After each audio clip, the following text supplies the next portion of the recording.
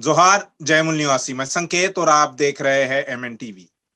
2022 में 7 राज्यों के विधानसभा के चुनाव होने वाले हैं। इन 7 राज्यों में से 5 राज्यों के चुनाव 2022 के बिल्कुल शुरुआत में होंगे और उसकी शुरुआत जो है वो उत्तर प्रदेश के विधानसभा चुनाव से होगी। 2 राज्यों के चुनाव साल के आखिरी क्वार्टर में होंगे। जिन 2 राज्यों के चुनाव साल के आखिर में होंगे, वे 2 राज्य गुजरात और हिमाचल प्रदेश है। चुनाव को अब लगभग 1 साल का समय बचा हुआ है, लेकिन फिर भी प्रदेश में राजनीतिक गतिविधियां बहुत तेज हो गई है। अलग अलग राज्यों में जो चुनाव है, जैसे उत्तर प्रदेश, पंजाब, गोवा, मणिपुर, उत्तराखंड, ये पहले 5 राज्य है जिनमें पहले चुनाव होने वाले हैं। इन राज्यों में धार्मिक माहौल बनाने का प्रयास सत्ताधारी और विपक्ष के द्वारा किया जा रहा है और कुल मिलाकर देश की जो राजनीति है या उस प्रदेश की जो राजनीति है वो हिंदू बनाम हार्ड हिंदुत्व बनाम सॉफ्ट हिंदुत्व, इस पर अभी चल रही है। हमारे साथ हिमाचल प्रदेश के 2 मान्यवर जुड़े हुए हैं। एक है एडवोकेट रामलाल चौधरी जी, जो बामसेफ के वरिष्ठ कार्यकर्ता है, प्रचारक है, और दूसरे है विजय हंस जी, जो आरएमबीकेएस के स्टेट कन्वेनर है। इन दोनों मान्यवरों का मैं एमएन टीवी की इस विशेष चर्चा में स्वागत करता हूं और हम अगले कुछ मिनटों में हिमाचल प्रदेश की राजनीतिक, सामाजिक, शैक्षणिक परिस्थिति को समझने की कोशिश करेंगे। वहां पर बहुजन समाज की क्या स्थिति है, क्या परिस्थिति है, बहुजन समाज यानी एससी, एसटी, ओबीसी और माइनॉरिटी का शासन प्रशासन में कितनी हिस्सेदारी है, उस पर बात करेंगे। और इसके साथ में ही वहां पर जो अगड़ी जातियां जिन्हें कहा जाता है, सवर्ण जातियां जिन्हें कहा जाता है, उनकी क्या स्थिति है, उनका शासन प्रशासन में उनकी क्या भागीदारी है, उनकी हिस्सेदारी क्या है, उस पर बात करेंगे। लेकिन मैं हिमाचल प्रदेश की राजनीति पर बात करने से पहले मैं एमएन टीवी के मुख्य संपादक कुमार काले सर भी हमारे साथ जुड़े हैं, उन्हें मैं सबसे पहले ये पूछना चाहता हूं, उनसे ये जानना चाहता हूं, जैसे हमने पंजाब में देखा बेअदबी की एक घटना, गुरु ग्रंथ साहिब और जो पवित्र तलवार है उसके बेअदबी की घटना आई है। पंजाब में अभी चुनाव होने वाले हैं। उत्तर प्रदेश में काशी विश्वनाथ का मंदिर हो या फिर ज्ञानवापी मस्जिद का मामला हो, वो उठाया जा रहा है। मथुरा का एक मामला चल रहा है। तो ऐसे जिन राज्यों में चुनाव है विधानसभा के, वहां पर यह धार्मिक माहौल बनाने का प्रयास क्यों किया जा रहा है, या चुनाव से पहले ही ऐसे मामले खड़े क्यों किए जाते हैं? कुमार काले सर। संकेत, देखिए, अभी इन जो 5 राज्यों में पहले चरणों में जो चुनाव होने वाले हैं, उसमें भी खास तौर पर उत्तर प्रदेश की जो राजनीति है उसको अगर हम लोग जानने समझने की कोशिश करें तो 2017 में बीजेपी पहली बार, लगभग हम ये कह सकते हैं कि मंडल आंदोलन के बाद 30 साल सत्ता से बाहर थी। और 30 सालों के बाद में, मतलब हम ये कह सकते हैं कि ये जो 30 साल जो थे ये मंडल आंदोलन के चले। एसपी बीएसपी की लगातार वहां सरकारें बनती रही। ये 20-22 सालों में उत्तर प्रदेश में काफी बड़े पैमाने पर बैकवर्ड पार्टियों की राजनीति चलती रही, चाहे मुलायम जी की बात कहे या कांशीराम जी की बात कहते रहे। मगर ये एक, हम ये कह सकते हैं कि एक बहुजन राजनीति की या मंडल आंदोलन से जो नेता पैदा हुए उनकी राजनीति उत्तर प्रदेश में चलती रही। और उसके बाद 20 साल के बाद में उत्तर प्रदेश में बीजेपी दोबारा सत्ता में आई। 2014 के लोकसभा के चुनाव हो या 2019 के लोकसभा के चुनाव हो, इन्हीं 2 चुनाव में भी उत्तर प्रदेश में बीजेपी ने लगभग हम ये कह सकते हैं कि 70+ सीटें जो है वहां पर से जीत ली। और एक बड़े मायने में केंद्र की सरकार बनाने में उत्तर प्रदेश का एक बड़ा रोल रहा है, जो हर, मतलब हम ये कह सकते हैं कि देश का सबसे बड़ा सूबा है तो उसका उतना बड़ा रोल भी रहता। तो ये 20 साल के बाद में, 20-22 सालों के बाद में उत्तर प्रदेश की राजनीति में बीजेपी दोबारा हावी हुई। ये किस आधार पर हुआ? बाबरी मस्जिद की शहादत के बाद जब चुनाव हुए, उन चुनावों में बीजेपी उस समय चुनाव हार गई थी। बाबरी मस्जिद की शहादत के बाद में बीजेपी को ऐसी उम्मीद थी कि मस्जिद की शहादत होने के बाद में बड़े पैमाने पर जो बैकवर्ड क्लास का जो मूवमेंट वहां पर है वो हिंदू फोल्ड में उसके समर्थन में खड़ा होगा और बीजेपी दोबारा सत्ता में बनी रहेगी, मगर ऐसा नहीं हुआ जी। बीजेपी केवल वही चुनाव नहीं हारी तो वो इतना बड़ा सेटबैक बीजेपी को रहा कि लगभग 20 साल तक बीजेपी उत्तर प्रदेश की राजनीति में कभी भी अपने बलबूते पर सत्ता में आने लायक नहीं रही। आज जो बीजेपी सत्ता में है उसके लिए बीजेपी ने जो तरीका अपनाया है, जैसे आपने कहा कि चुनाव से पहले बहुत बड़े पैमाने पर कम्युनलाइजेशन का, धार्मिकता का माहौल खड़ा किया जा रहा है।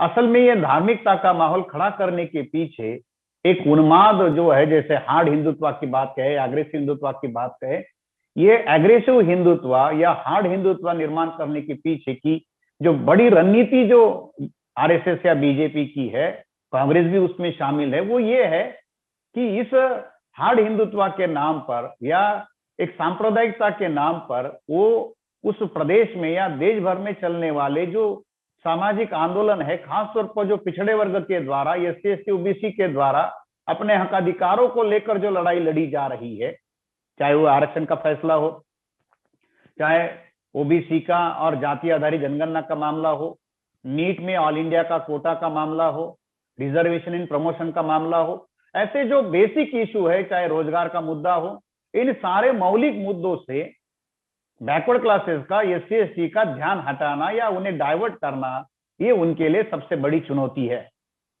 2014 के लोकसभा के चुनाव में बीजेपी के द्वारा जो मैनिफेस्टो निकाला गया था उसमें जो पॉपुलर घोषणाएं थी, ब्लैक मनी के संदर्भ में उन्होंने कहा था कि हम विदेश से जमा हुआ काला धन वापस लाएंगे, भ्रष्टाचार का मामला बनाया था, कांग्रेस के राज में जो भ्रष्टाचार बढ़ा था उसका विरोध उन्होंने किया, उसके नाम पर उन्होंने सुशासन की बात कही, बेरोजगारी की बात उन्होंने कही थी, रोजगार देने की गारंटी कही थी, 15 लाख रुपए आपके अकाउंट में डालने की बात कही थी, लंबा चौड़ा उनका मैनिफेस्टो था।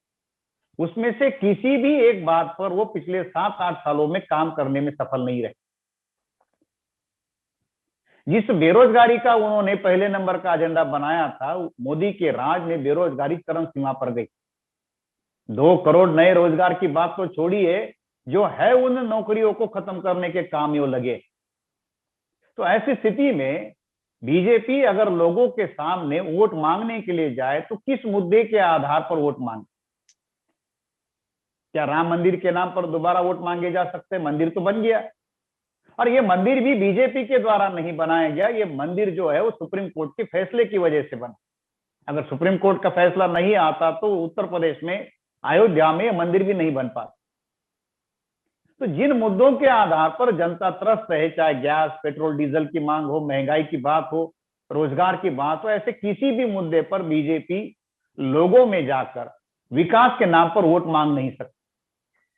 मोदी जी को विकास पुरुष के तौर पर बीजेपी ने प्रोजेक्ट किया था, एक मॉडर्नोमिक्स के तौर पर उन्होंने कहा था कि देश की अर्थनीति में मौलिक बदलाव होगा, ऐसी कोई बात वहां वो कर नहीं पाए। लॉकडाउन के दौरान आपने देखा कि उत्तर प्रदेश के हालात क्या थे, प्रवासी मजदूरों की बात देखे, वहां के गवर्नमेंट हॉस्पिटल की बात देखे, हेल्थ सिस्टम की बात देखे। जिस बनारस में मोदी जी अभी जाकर आए, जहां जाकर उन्होंने गंगा में स्नान किया, फूल मालाएं अर्पण की, उसी गंगा में लाशें बहती रही, गंगा के किनारे पर शव दफनाए गए। इतनी ज्यादा दुर्गति जो है उत्तर प्रदेश की हुई। अब इन सारे मुद्दों को लेकर तो बीजेपी वोट नहीं मांग सकती। इसके लिए बीजेपी के पास एक ही तरीका है कि लोगों का ध्यान डाइवर्ट किया जाए। डाइवर्ट करने के लिए लोगों को धर्म के नाम पर इकट्ठा किया जाए, और उसमें भी जो बैकवर्ड क्लासेस के लोग जो है, ओबीसी के जो लोग हैं, जो संख्या में 52% है, इनके वोट लिए बगैर उत्तर प्रदेश में बीजेपी शासक नहीं बन सकती। ये तो यूपी की बात हो गई, लेकिन पंजाब में ऐसा, पंजाब में तो ये परिस्थिति नहीं है। पंजाब में तो कांग्रेस का पंजाब में बीजेपी, जो 2 घटनाएं वहां पर हुई है, पंजाब में 2 घटनाएं हुई। जी जी जी, पंजाब में बीजेपी हमेशा अकालियों के साथ में चुनाव लड़ती रही जी, और अकालियों के सहारे ही पंजाब में बीजेपी की राजनीति चलती रही। लोकसभा की 13 सीटें पंजाब में है, उसमें से इक्का दुक्का ही सीट जो है वो बीजेपी को मिलती थी, और वो भी अकालियों के समर्थन के बाद। अब चूंकि इस विधानसभा के चुनाव में अकालियों ने बीजेपी का साथ छोड़ा है, किसान कानून किसान के मुद्दे कानूनों के विरोध में अकालियों ने, जो उनकी पार्टी की जो सांसद थी, जो एग्रीकल्चर मिनिस्टर स्टेट थी, उसने रिजाइन किया और वो किसानों के समर्थन में खड़ी हुई, क्योंकि पंजाब में अकाली किसान आंदोलन के विरोध में या जाटों के विरोध में, किसानों के विरोध में जाकर कोई चुनाव लड़ नहीं सकती, जीतने का तो दूर की बात। मगर ये बात केवल इस चुनाव की नहीं है। आरएसएस लगातार पंजाब में गुरु ग्रंथ साहब के बेअदबी के काम में लगातार शामिल रही है। इससे पहले भी उन्होंने ये सारी घटनाएं की है। गुरुवाणी के साथ में छेड़छाड़ करने की बात की, उसमें गुरुओं के शब्दों को, गुरुओं की वाणी को बदलने की बात की गई। अभी 2 दिन पहले आपने पढ़ा होगा कि मोहन भागवत के द्वारा स्टेटमेंट आया कि हिंदू शब्द का इस्तेमाल जो है गुरु नानक साहब ने पहली बार किया।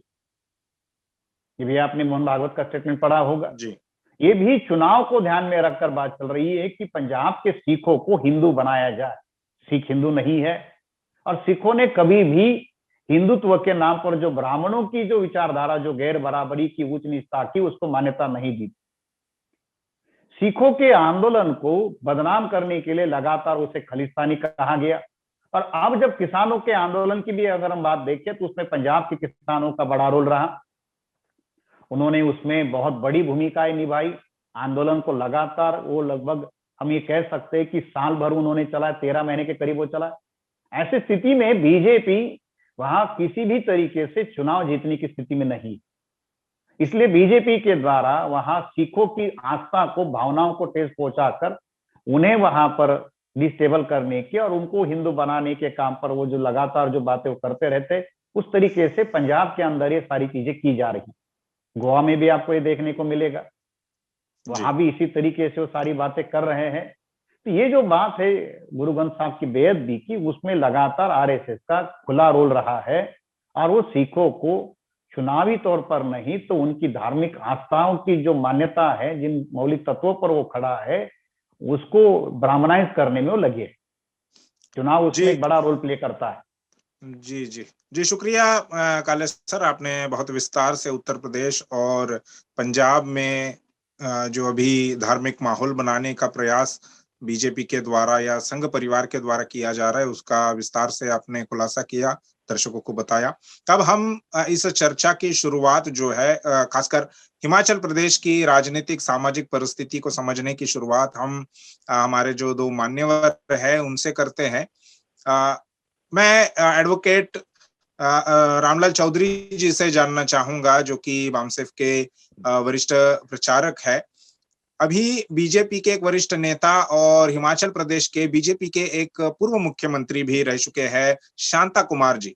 इनके द्वारा एक बयान आया है, उन्होंने आरक्षण का विरोध करने वाला बयान दिया है और कहा है कि जातिगत आरक्षण जो है वो खत्म होना चाहिए। तो मैं इसकी पृष्ठभूमि को समझना चाहता हूं, इसके पीछे की क्या बात है, क्या ऐसे हुआ है वहां पर। एक तरफ बीजेपी महाराष्ट्र जैसे राज्य में ओबीसी आरक्षण की बात करती है और वही बीजेपी हिमाचल प्रदेश में आरक्षण का विरोध करती हुई दिखाई देती है। तो इसके पीछे क्या बात है, इसकी क्या पृष्ठभूमि है, ये बताइए। और इसके अलावा ये जातिगत आरक्षण है या किस प्रकार का आरक्षण संविधान में है, इसका भी खुलासा हमें हमारे दर्शकों के सामने कीजिए, क्योंकि आरक्षण एक ऐसी बात है जिसको लेकर बहुत सारी मिसकंसेप्शंस कह लीजिए या मिसअंडरस्टैंडिंग फैलाई गई है। तो एडवोकेट साहब से मेरे 2 सवाल हैं। संकेत जी, सबसे पहले तो मैं एमएन टीवी के दर्शकों का धन्यवाद करूंगा। जो प्रश्न आपने उठाए हैं उसके लिए सबसे पहले जानना जरूरी है कि हिमाचल प्रदेश की कुल जनसंख्या का 30% जो है वो SC/ST ही है और 40% लोग जो हैं वो OBC से बिलोंग करते हैं और 30% जो है वो स्वर्ण जातियों से बिलोंग करते हैं। और जब से हिमाचल की फॉर्मेशन हुई है तब से लेकर आज तक स्वर्ण जातियों के ही मुख्यमंत्री बनते आए, जिसमें से ज्यादातर मुख्यमंत्री जो हैं वो क्षत्रिय समाज से बने हैं और एक ब्राह्मण समाज से भी क्या ना हिमाचल का मुख्यमंत्री बना है। अब हिमाचल प्रदेश में क्योंकि शुरू से ही सत्ता जो है वो स्वर्ण लोगों के हाथ में रही है, तो हिमाचल का जो विकास, जो आज जो स्वर्ण ये कह रहे हैं कि जी हमें जाति आधारित आरक्षण का जो विरोध कर रहे हैं, तो इसलिए कर रहे हैं क्योंकि उनका भी विकास नहीं हो पाया, यानी उनके समाज के लोग जो मुख्यमंत्री रहे हैं वो भी उनका विकास नहीं कर पाए। और आज परिस्थिति ये है हिमाचल की कि हिमाचल में कोई विकास नाम की चीज भाजपा नहीं कर पाई है। और इसको देखते हुए ये अपने भूतपूर्व जो मुख्यमंत्री शांता कुमार जी हैं वो उल जुलूल बातें कर रहे हैं, उल जुलूल बयान दे रहे हैं, जैसे जाति आधारित जो आरक्षण है उसको खत्म करने की बात कर रहे हैं। तो ये सारी जो है वो सोची समझी साजिश है, क्योंकि अगले साल इलेक्शन है। अब यूपी या दूसरे स्टेटों में तो ये लोग हिंदू मुसलमान का नारा देते हैं, लेकिन हिमाचल में ऐसी परिस्थिति नहीं है। हिमाचल में मुसलमान जो हैं वो बहुत कम, यानी माइनस में होंगे। तो इनको अब पोलराइजेशन करना है।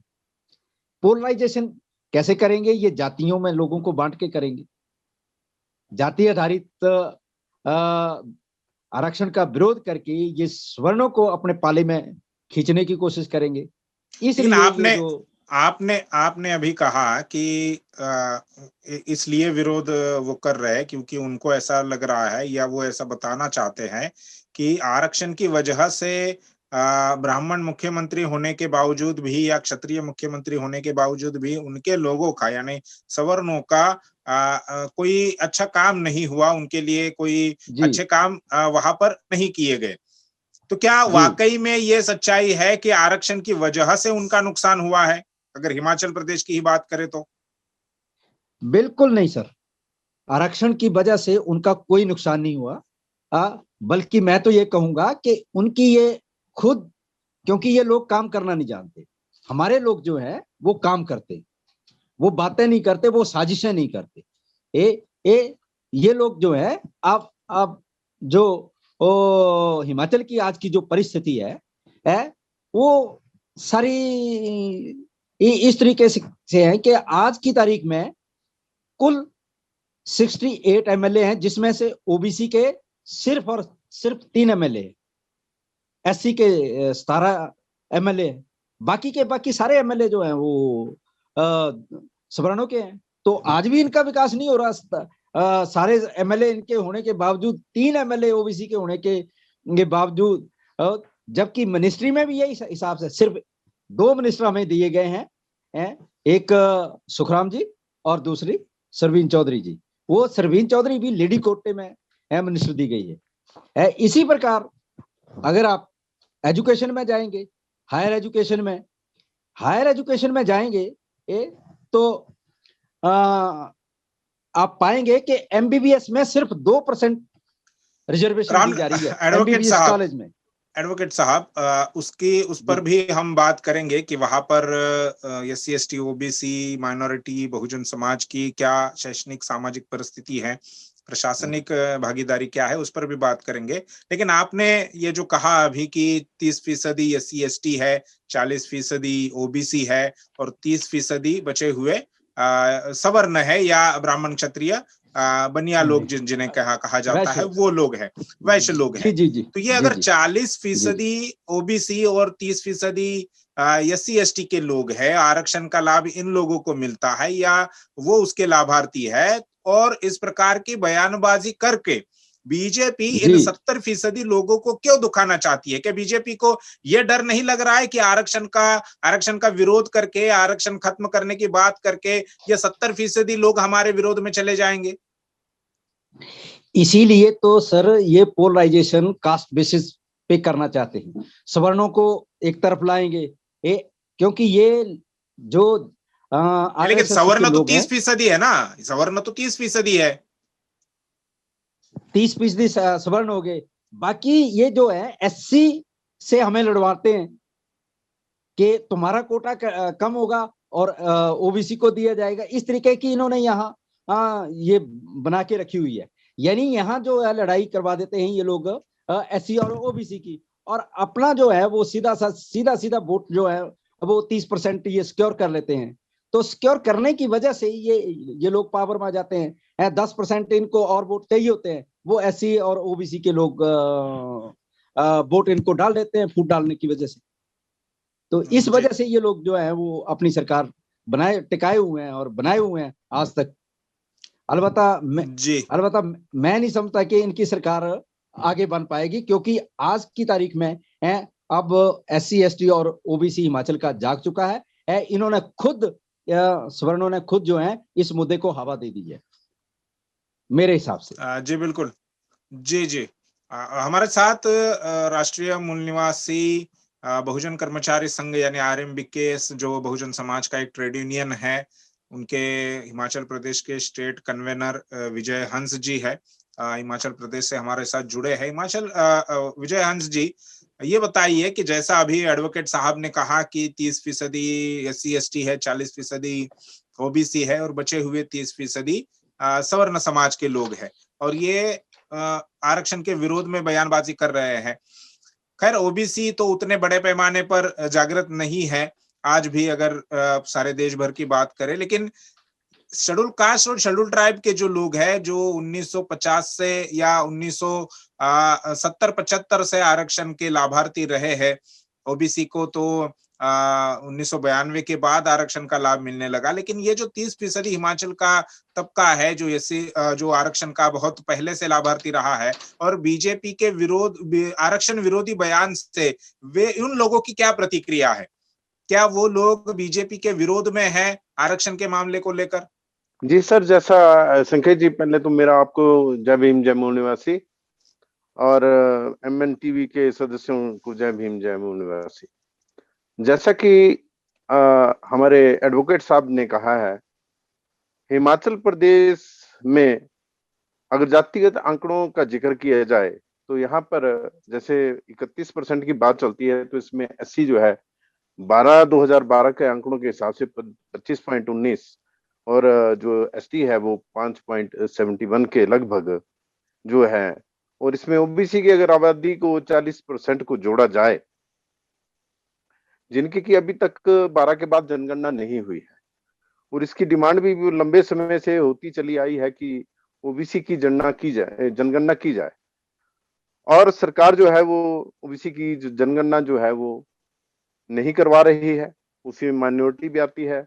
माइनॉरिटी जो है हिमाचल में बड़ी कम है, और जहां तक रिजर्वेशन की बात उठती है तो SC और ST को तो रिजर्वेशन है ही, 15.5%, 7.5% के हिसाब से SC ST को जो रिजर्वेशन है 23%, OBC को जो मंडल कमीशन के आधार पर 27% जो आरक्षण दिया गया, उनमें से अगर अनुमान लगाया जाए तो 6.2 के लगभग जो है वो सरकारी नौकरियों में आज तक OBC को जो है वो रिजर्वेशन मिली है। विजय हंस जी, सरकारी नौकरियों में SC ST OBC कितने हैं, शासन में उनकी भागीदारी क्या है, एजुकेशन में भागीदारी क्या है, उस पर हम बात करेंगे। लेकिन मेरा सवाल ये आपसे ये है कि जो 30%, 31% आपने आंकड़ा बताया SC ST का हिमाचल प्रदेश में, तो उनकी क्या प्रतिक्रिया है?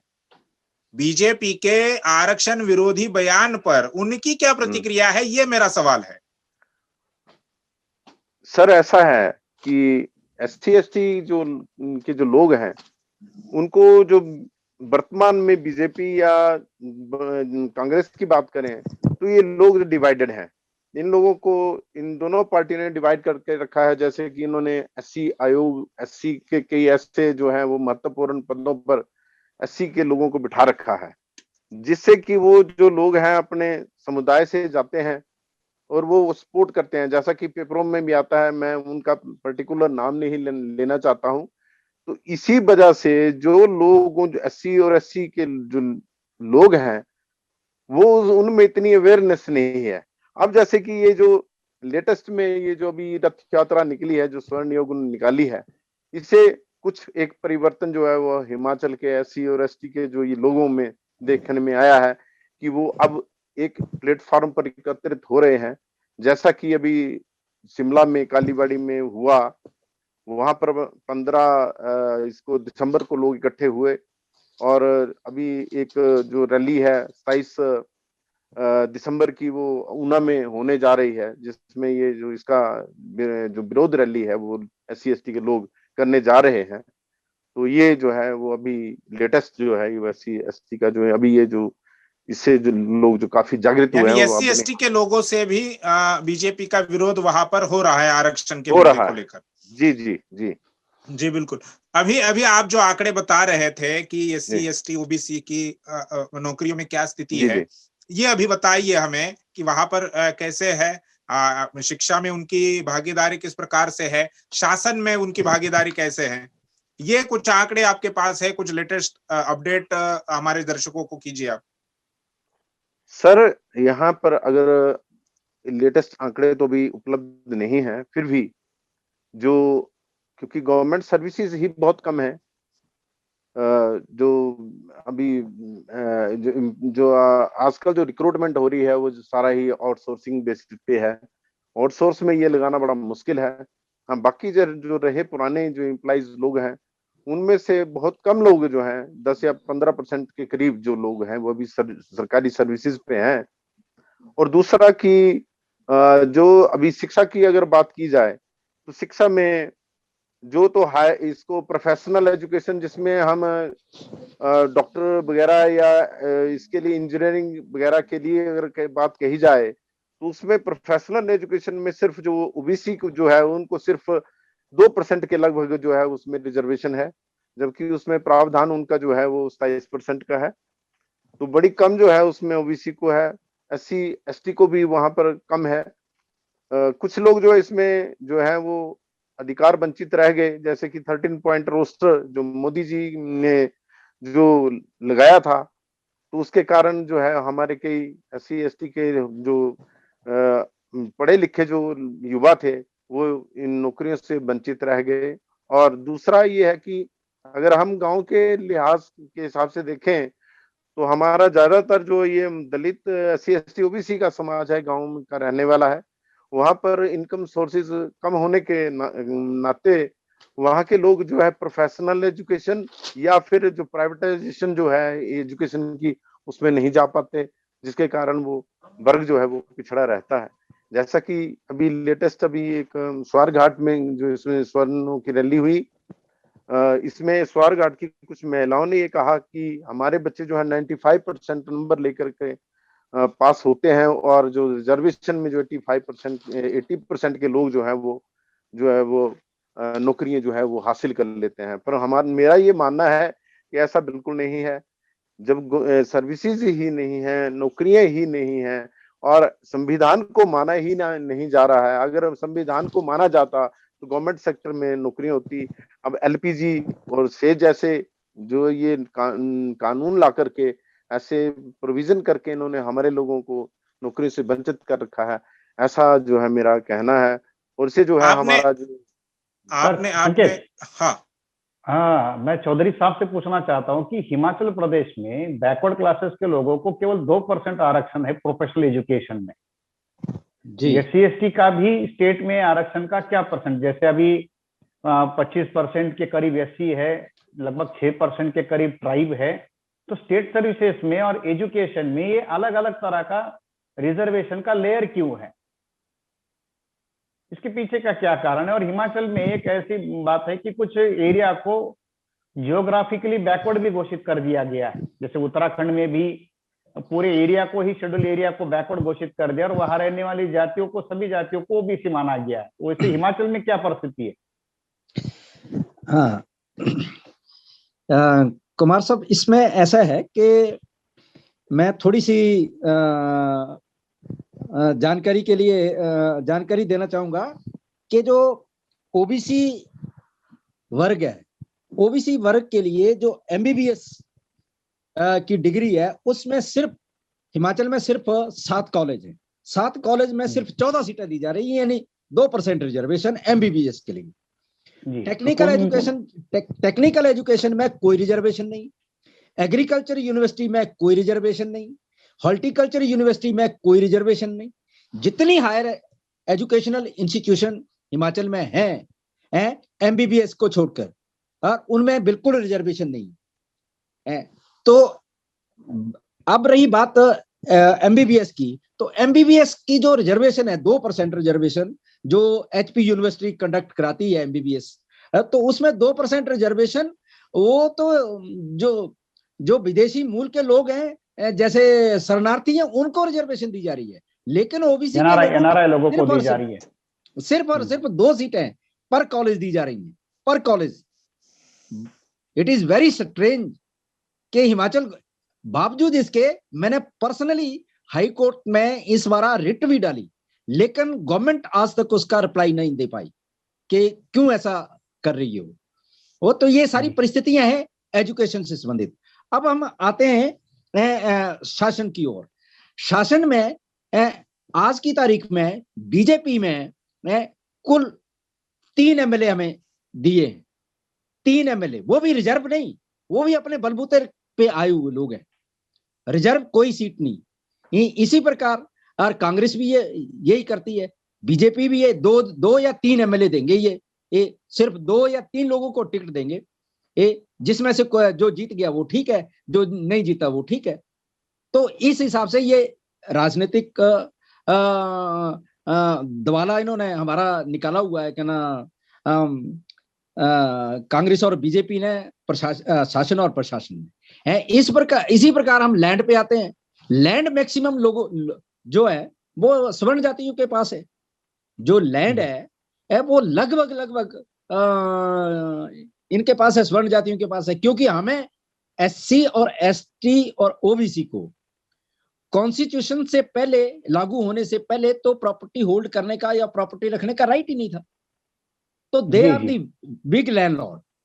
ये तो कॉन्स्टिट्यूशन के बाद हमें जब राइट मिले हैं, तब से लेकर लोगों ने थोड़ी बहुत मेहनत करके अपने लिए जुगाड़ बनाया। और एससी के लोग, कुछ जातियां तो ऐसी हैं जो आज भी लैंडलेस हैं, आज भी लैंडलेस हैं हिमाचल में, उनके पास कोई जमीन नहीं। पंजाब साइड में, हिमाचल साइड में ब्रिटिश पीरियड में लैंड अलाइनेशन एक्ट भी था, जिसके आधार पर नॉन फार्मिंग कास्ट को लैंड रखने का या परचेस करने का कोई अधिकार भी नहीं। वही मैं कह रहा हूं सर, ये जो मैंने बताई बात आपको, वो इसी प्रकार ओबीसी के पास भी लैंड रखने का कोई राइट नहीं था। They are only the tenant of the land. और टेनेंट जब टेनेंट थे वो, तो फिर एक HP land reform and tenancy act बना 1974 में है। तो उसकी इंप्लीमेंटेशन के बाद ओबीसी को वो उस लैंड, जो टेनेंसी लैंड थी, उसके मालिक बने। तो इस प्रकार उनके पास लैंड आई है, अदरवाइज तो वो भी लैंडलेस थे। तो ये परिस्थिति है हिमाचल की लैंड के कंसर्निंग।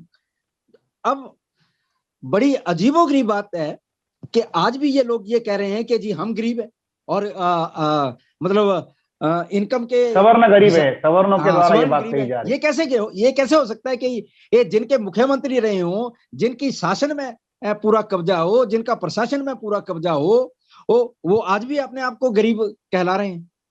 तो it is very strange thing in Himachal Pradesh. जी, वहां पर जो सवर्ण समाज है 30% जो आप बता रहे हैं, उनकी क्या भागीदारी है, अगर हम शासन प्रशासन एजुकेशन सिस्टम में अगर बात करें तो? 80% सर जी, 80%। जो क्लास 1 और क्लास 2 की पोस्टें हैं, ये ओबीसी की सारी पोस्टें खा जाते हैं, एससी की सारी पोस्टें खा जाते हैं। एससी का बैकलॉग चला हुआ है, ओबीसी का बैकलॉग चला हुआ है, पोस्टें भरते नहीं और सारी रीओपन करके ये लोग खा जाते हैं पोस्टें सारी की सारी। 80% इस वक्त जो है वो नौकरियों में सवर्ण समाज के लोग बैठे हुए हैं, क्लास 1 और क्लास 2 की नौकरियों में। और बाकी की क्लास 3 और क्लास 4 की जो है वो आउटसोर्स की नौकरियां होती हैं। तो आउटसोर्स की नौकरियों में तो पता ही कोई नहीं चल रहा है जी कौन कौन कहां से आ गया और कहां से नहीं आया। जी बिल्कुल। तो ये परिस्थिति हिमाचल में बनी हुई। ये उनको उनको वो सुविधाएं भी लागू नहीं होती। एडवोकेट साहब, जैसा आपने कहा कि 80% उनका शासन प्रशासन और सभी जगहों पर कब्जा हो चुका है हिमाचल प्रदेश में, और उन्हीं के लिए ये सवर्ण आयोग का भी गठन वहां पर किया गया है। तो वो उसको आप किस जी प्रकार से, यानी उसकी संवैधानिक मान्यता से लेकर वो क्यों बनाया गया है और उसकी क्या पार्श्वभूमि रही? देखिए सर, कॉन्स्टिट्यूशन में तो ऐसा कोई प्रोविजन है नहीं। आयोग बनते हैं, लेकिन डिप्रेस क्लास के लिए आयोग बनाने का प्रोविजन है जी। जहां तक सवर्णों के लिए या economic criteria, economic weaker class section कौन, हाँ, के लिए कोई नहीं है। और दूसरी बात, ये जो हम लोग भी आरक्षण का जो वर्ड यूज करते हैं, this is a representation. Representation सभी समाजों की होनी चाहिए, सभी की होनी चाहिए, और अकॉर्डिंग टू पॉपुलेशन होनी चाहिए। लेकिन यहां तो उल्टी गंगा बहाई जा रही। तो ये सारी परिस्थिति हिमाचल की नहीं, वकील साहब, मैं आपसे और विजयन जी से भी एक संक्षिप्त में ये जानना चाहूंगा कि सवर्ण आयोग बना, अब क्या उसके विरोध में कोई बैकवर्ड क्लासेस के लोग जो है हिमाचल के, उसके विरोध में कोई आंदोलन करने की स्थिति में है, सड़क पर भी और न्यायालयीन लड़ाई लड़ने के लिए भी?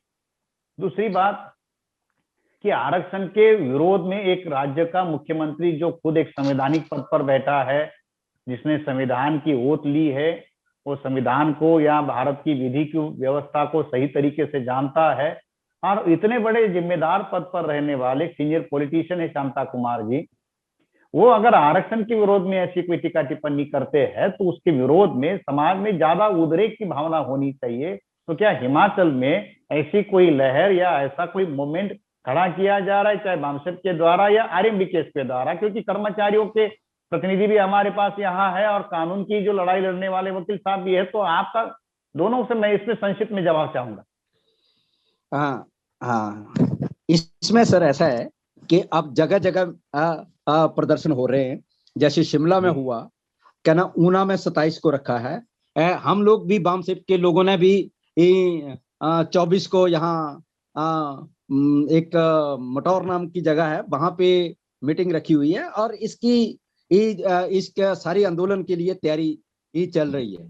थोड़ा टाइम लगेगा, लेकिन इसका ये आंदोलन जो है वो जरूर किया जाएगा शांता कुमार के खिलाफ। और जो भी आरएसएस के लोग हैं जो इस का समर्थन कर रहे हैं, उनको सभी को नंगा किया जाएगा। और आने वाले चुनावों में भी इसका प्रभाव जो है वो नजर आएगा।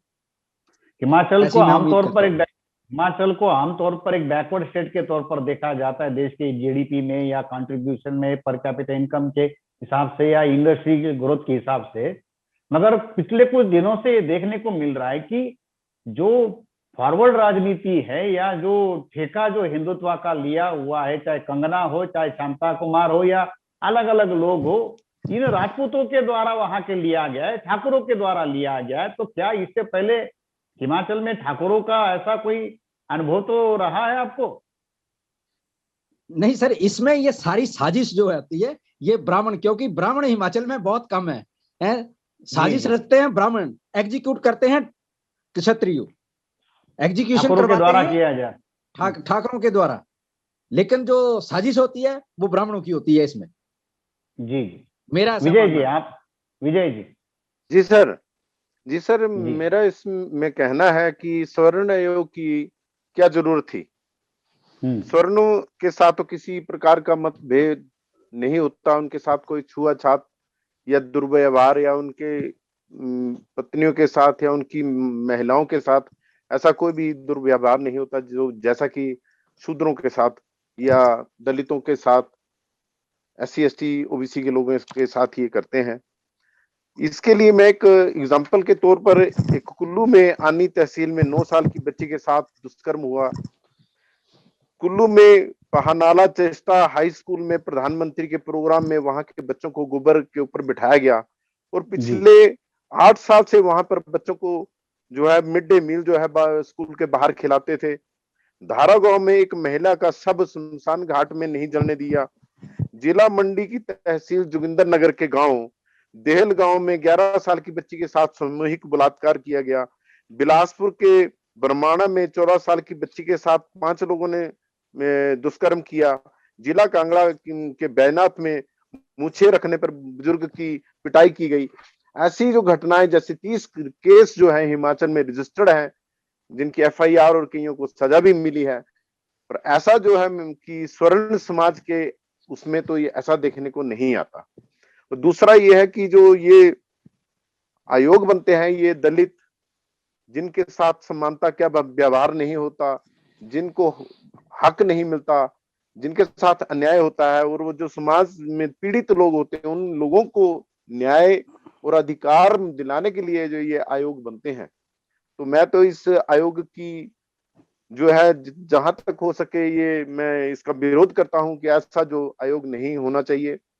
पिछले माह 25 नवंबर को हमने एक मिलीजुली रैली जो है वो शहीद स्मारक धर्मशाला से लेकर के डीसी ऑफिस धर्मशाला तक निकाली, और उसमें हमने धरना प्रदर्शन भी किया, जिसमें हमारे बामसेफ के और दूसरे और जो ऑर्गेनाइजेशन का सामूहिक जो है वो धरना और वहां पर रैली की गई।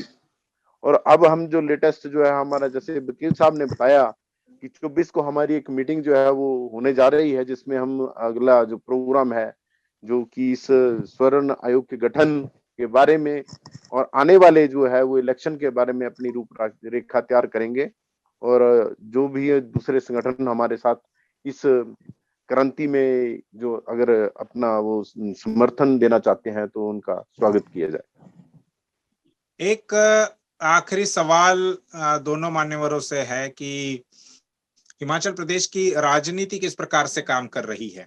अगर हम लोक संख्या के ही आंकड़े अगर देखें बहुजन समाज के, तो 70% बहुजन समाज के लोग वहां पर है, और फिर भी वहां पर बहुजनों की जो प्रादेशिक पार्टियां है वो वहां पर काम करती हुई दिखाई नहीं दे रही।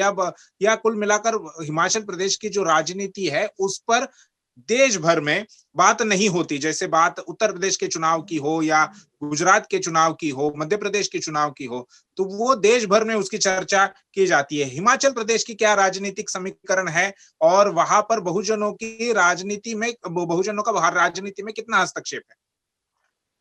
सर, जहां तक देखा जाए तो हिमाचल की जो राजनीति है वो साइलेंट राजनीति है। अभी अगर देखा जाए तो 68 एमएलए की जो यहाँ पर हमारे एमएलए होते हैं, जिसमें से 20 एमएलए जो हैं, 17 एमएलए उसमें एससी के और विजय 3 जी, आपकी एमएलए। आवाज विजय जी, हेलो, आपकी आवाज सही से नहीं आ रही है, लगता है आ रही है। इंटरनेट। हेलो। मुझे नहीं आ हाँ, रही। ठीक है, बोलिए बोलिए बोलिए। बोलिए हाँ विजय हंस जी। हाँ, जैसा कि मैं जिक्र कर रहा था सर, हिमाचल प्रदेश में टोटल 68 सीट्स जो है वो एमएलए की हैं, जिसमें 17 एससी की और 3 एसटी की हैं, और 4 इस वक्त ओबीसी हैं। तो कुल अगर एमपी को देखा जाए तो एमपी की 4 सीटें हैं, जिसमें इस वक्त 2 स्वर्णों के पास हैं और 2 उसमें जो है एक एससी और एक एसटी की सीट है। एसटी की सीट जो है वो जिला कांगड़ा चंबा से है, और जो दूसरी सीट है वो शिमला से है, जिसमें सुरेश कश्यप जी जो है हमारे एससी कम्युनिटी से आते हैं। अब अगर देखा जाए तो हमारे जो एमपी के आगे लिया जाए तो इस वक्त 50% उसमें एससी और एसटी के जो है वो आउट ऑफ 4 में जो है एमपी 2 एमपी है, और वो जो सुरेश कश्यप है वो बीजेपी के स्टेट अध्यक्ष भी हैं। अब इतना जो है राजनीतिक परिवर्तन होने के नाते या अपने प्रदेश में जो ये अब हो रहा है, जैसे अभी ये स्वर्ण आयोग का गठन हुआ, ये लोग जो है वो कभी भी वहां पर अपने समाज के प्रति कोई आवाज नहीं उठाते। अभी अगर इन एमएलओ के बारे में अगर कहा जाए, जो मेंबर ऑफ लेजिस्लेटिव असेंबली जो इस वक्त 24 हैं, ये भी कभी वहां पर विधानसभा में जो है अपने समाज की बात नहीं उठाते। और रही बात जो मैंने साइलेंट कहा था कि यहाँ की राजनीति साइलेंट है, तो वो जो है कि अभी उपचुनाव हुए हैं। अभी मंडी से जो है वो वहां से एमपी की सीट जो है वो स्वर्ण उसमें गई है, खाते में गई है। प्रतिभा सिंह जी वहां से जीती हैं, और 3 जो है वो विधायक जो है वहां से कांग्रेस के जीत कर आए हैं। तो ये चारों सीटें जो है वो कांग्रेस की तरफ गई हैं, और यहाँ से जो है वो ये लोगों ने जो है वो बीजेपी को थोड़ा झटका दिया है। जो ये थोड़ा सा परिवर्तन देखने के लिए आ रहा है। अब जो है अभी जो जैसे अभी ये स्वर्ण आयोग का गठन हुआ है, इसमें ये जो हमारे SC ST OBC के लोग हैं, इन्होंने अभी ये निर्णय लिया है कि ये अभी एकजुट होकर के एक मंच पे आकर के तीसरा विकल्प देखेंगे, क्योंकि कांग्रेस और बीजेपी जो है हमेशा इन लोगों को यूज एंड थ्रो का जो है ये करती रही है, और अब इन लोगों का ये जो मन है जो इनसे भर चुका है। जी जी एडवोकेट साहब, जहां तक राजनीति का ताल्लुक है सर, हिमाचल में दो ही पार्टियां, कांग्रेस और बीजेपी, यानी पक्ष भी और विपक्ष में भी यही लोग, कभी 5 साल एक करते हैं, 5 साल दूसरे करते हैं। हिमाचल में थर्ड फ्रंट लोग देख रहे हैं, और बहुजन समाज पार्टी ये जो पहले काफी अच्छा काम किया करती थी, लेकिन अब धीरे धीरे उनका ग्राफ भी मुझे नहीं दिख रहा कि वो बढ़ पाएगा। तो यहाँ ऑप्शन तो लोग देख रहे हैं, ऑप्शन देख रहे हैं, लोग ढूंढ रहे हैं ऑप्शन, उनके कोई ऑप्शन मिले लोगों को, तो अब ऑप्शन की तलाश में है। अब लोग इतने पीड़ित हैं तो ऑप्शन तो लोग जरूर देखेंगे। अब कौन ऑप्शन, क्या ऑप्शन सामने आता है, वो लोगों को जब ऑप्शन आएगा तभी पता चलेगा सर। बाकी कांग्रेस और बीजेपी ने तो यहाँ मतलब टर्न बाई टर्न 5 साल लोग कांग्रेस से दुखी हो जाते हैं तो बीजेपी में चले जाते हैं, बीजेपी से दुखी हो जाते हैं तो कांग्रेस में। लेकिन बहुजन जो लोग हैं, बहुजन जो लोग हैं उनका अपना कोई अल्टरनेटिव नहीं। अगर अपना अल्टरनेटिव, अपना घर को वो तैयार कर लेंगे ढंग से, तो मैं नहीं समझता कि ये लोग जो हैं वो कांग्रेस और बीजेपी को वोट डालेंगे। ये सिर्फ ऑप्शन प्लांट करने की जरूरत है हिमाचल में, और वो भी प्योर बहुजन का होना चाहिए। जी बिल्कुल। 70% आबादी है हिमाचल प्रदेश में बहुजनों की, फिर भी इसमें सर मैं थोड़ा सा ऐड करना चाहूंगा, मैं थोड़ा सा ऐड करना चाहूंगा, सॉरी फॉर इसमें। नहीं ठीक, बोलिए सर। हाँ, 70% में से भी आप 20% लोग निकाल दो, 50-50 पे आ गए स्वर्ण और बहुजन। अब जो 50% लोग हैं वो भी 3-4 पार्टियों में बंटे हुए हैं। सिर्फ हमें अपना ऑप्शन देने की जरूरत है। 50% लोग अगर हम लोग कंसोलिडेट कर लें तो हमारा राजनीतिक आधार हिमाचल में बन जाएगा, आराम से बन जाएगा। जी बिल्कुल। बहुजनों का राजनीतिक आधार वहां पर हिमाचल प्रदेश में नहीं है, और हिमाचल प्रदेश की जो राजनीति है वो कांग्रेस और बीजेपी के इर्द गिर्द ही चलती आ रही है। बहुजन समाज बड़े तादाद में वहां पर है, लेकिन राजनीतिक विकल्प ना होने की वजह से वो भी इन ब्राह्मणवादी पार्टियों के राजनीति का शिकार होते हैं। और यही वजह है कि वहां पर बहुजनों के विरोध में, जैसा विजय सर ने भी कई सारे आंकड़े दिए हैं, अन्य अत्याचार की घटनाएं हो रही है। वहां पर उनको शासन प्रशासन और शैक्षणिक व्यवस्था में पर्याप्त मात्रा में भागीदारी नहीं मिल रही है, हिस्सेदारी नहीं मिल रही। अगर बहुजन समाज के लोग इकट्ठा आकर अपना राजनीतिक विकल्प तैयार करे तो हो सकता है कि हिमाचल प्रदेश की परिस्थिति को बदला जा सकता है। हिमाचल प्रदेश की राजनीति पर बात करने के लिए और सामाजिक परिस्थिति पर बात करने के लिए इन दोनों मान्यवरों ने जो हमें समय दिया, एडवोकेट रामलाल चौधरी जी, बामसेफ के वरिष्ठ प्रचारक है, उनका मैं आभार व्यक्त करता हूं। और इसके साथ ही RMBKS के स्टेट कन्वेनर विजय हंस जी, इन्होंने भी अपना समय दिया और बहुत आंकड़ों के साथ में उन्होंने ये सारी बातें कही है, उनका आभार व्यक्त करते हैं। और MNTV के मुख्य संपादक कुमार काले सर का भी हम आभार व्यक्त करते हैं, और इस चर्चा को हम यहीं पर समाप्त करते हैं। आप सभी लोगों का शुक्रिया। धन्यवाद। धन्यवाद।